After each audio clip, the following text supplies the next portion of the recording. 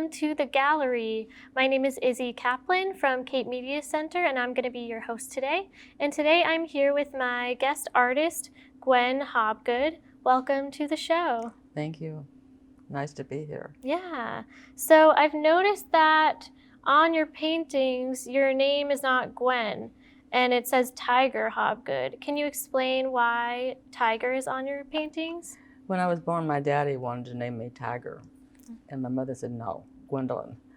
So I've been known by both names, but I do all my painting and all my carvings, all my artwork under Tiger. Mm-hmm. Was there any reason your dad wanted to name you Tiger? Well, he was part Apache, and he just thought that I was going to be a little tiger, which actually it worked out that way. I do all kinds of things that the average person doesn't do.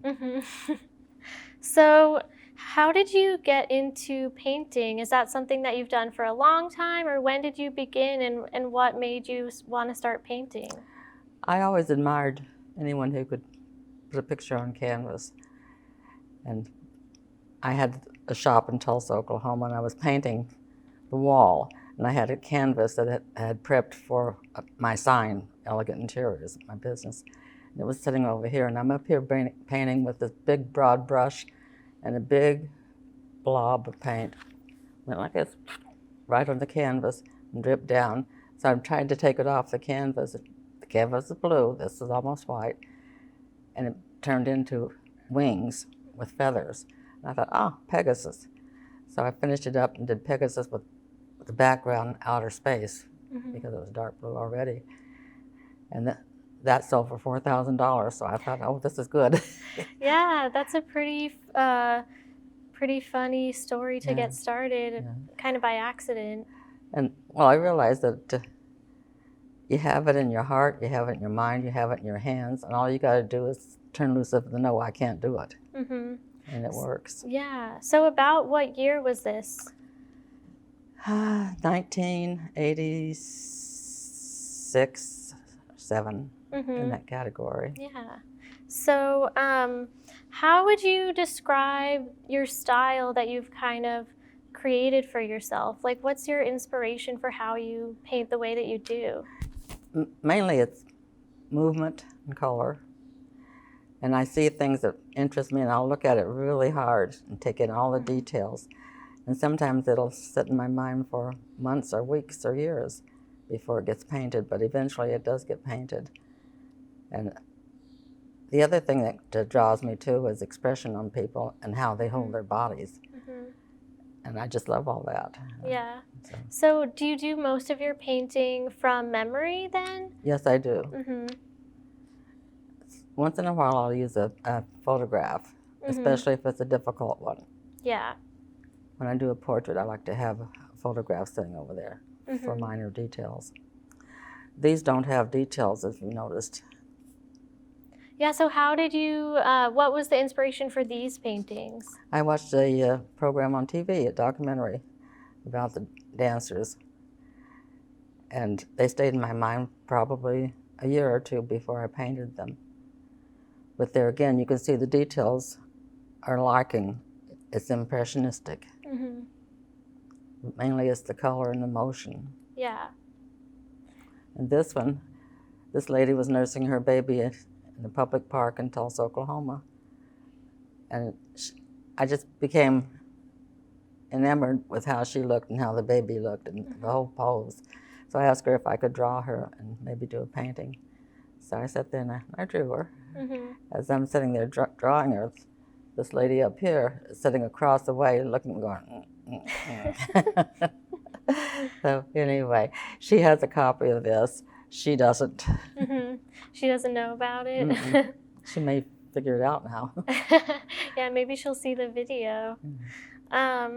So I've noticed that you have a lot of like women, a lot of like dancing, jewelry as well. So how did you kind of curate the paintings that you brought to the media center? I wanted to do something to highlight women of the world. There's only one man in the whole thing, and that's a token man. Happens to have his family there with him, his wife and daughter. So Yeah, it's a selection of my paintings. I have lots of men paintings, by the way, lots of them. And I have all kinds of sceneries. I have boats, I have water, I have sky, I have mountains, I have a wide variety. I've got over 100 paintings in my basement. Yeah. And I probably have sold close to 100 too. Wow. Once I got started, it was like opening up the water faucet, and it just happened. And you've done some painting classes as well? You've taught? Yes, I have. And generally it's very casual. I'll have people over who are interested, and I'll just ease on in there and show them how they can do it with their fingers, how they can do it with a brush, and how they really don't have to have anything in mind when they get started. A lot of times we'll just put a blob of paint on there and say, all right, move it around, let's see what you see. And it works out really nicely. Yeah, I mean, it's definitely a good way for people to just express themselves, even if they don't want to like sell their work or like become super professional at it. Would you like to talk about any of the other paintings that we have up at the Media Center right now? Yeah, the one that's called Kylie Avatar. That's the name of the dance she's doing, by the way. And I've forgotten her name. It's a long time ago.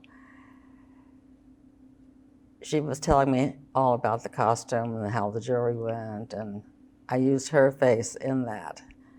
But the rest of it, I drew out of her talking to me. That is one of my favorites. I like that one. It has lots of color, it has lots of movement, it has flashing jewelry, and it's just one of my favorites. The other one that's one of my favorites is my Aunt Wani holding an Indian headdress that she had just made. That's another one that's quite important to me. And the most important of all is the one of me and my first boyfriend had a square dance. I like that one, yeah. I mean, they're all so impressive, that, especially that you were able to do them just mainly from memory. So I think that's really awesome. Is there anything else you want to share about your artwork? I paint at least 3 or 4 times a week. And sometimes if I really get into it, I'm painting 7 days a week. If I'm not painting, I used to carve. I don't do that anymore. My fingers don't allow that. But I do my garden work, and I build my backyard. I sculpt it like it's a painting. It's quite interesting. And I'm always knocking down walls or painting on cabinets. Anything that I pull into my house gets a picture on it somewhere or another. But I do sewing and upholstery, and I used to do furniture building. So I've always got to have something to do with my hands. As you can tell, I'm fidgety without it. I also write poetry. I've been published probably about 100 times, small press. And it's nice to not be cornered in one thing. Art is a part of me, but there's so many other parts of me too. And that's the same with everyone else too. You'd be amazed that the ladies and some of the guys that come to my art classes end up writing poetry.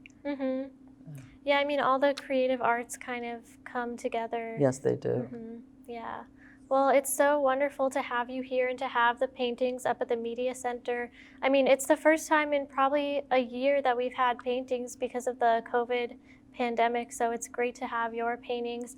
They just bring so much life into the building, and everyone who's walked in is so excited to see that there are paintings back in. So yeah, I hope it's awesome. they enjoy it. I think they do.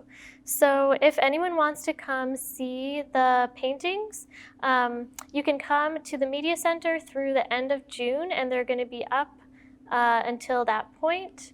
So yeah, come through before the end of June, and you can see them, and you can purchase them if you want to. Yes. And we'll have the contact information for Tiger as well. So thanks so much for being here. You're welcome. It's a pleasure. I love to have people look at my paintings. Yeah, we love seeing them. All right, thanks so much. And you've been watching The Gallery.